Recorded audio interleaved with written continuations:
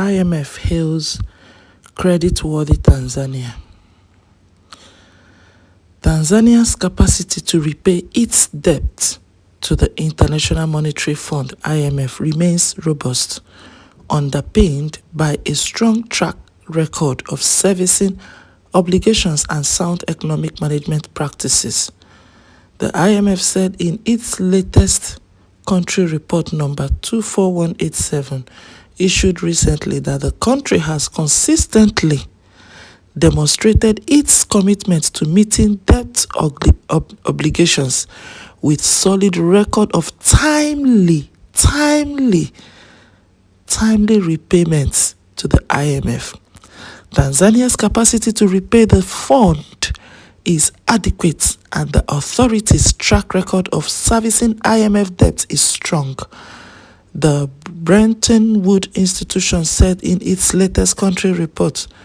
The report further said that total debt service obligations to the IMF will peak at 0.3% of GDP, 1.1% of exports of goods and services, or 3.3% of gross foreign exchange reserves in 2030-31. Additionally, the country's economic fundamentals are supportive of its repayment capacity. Strong growth in key sectors such as agriculture, mining, and infrastructure development, coupled with prudent monetary policies, has ensured steady foreign exchange inflows. According to Bank of Tanzania, latest monthly economic review of November, exports of goods and services increased. Let me stop here. I've picked my point. The point here is IMF is hailing Tanzania for being committed to timely repayment of debt. You see, do you know that there are countries in this continent that are begging IMF to write off their own debt as bad debt? Are you aware? Meanwhile, Tanzania keeps to timely payments. They said they are consistent. You will go and borrow money for projects. You borrow and then you loot them. Then you come back to come and beg for debt cancellation. Then another person borrows, uses it judiciously, like uses it meticulously, and comes back to repay timely. What do you have to say about this?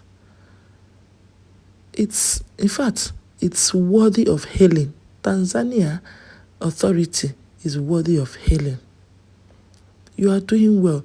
I just shared the news where they generated 30 billion in 6 months, within 6 months, from the electric railway.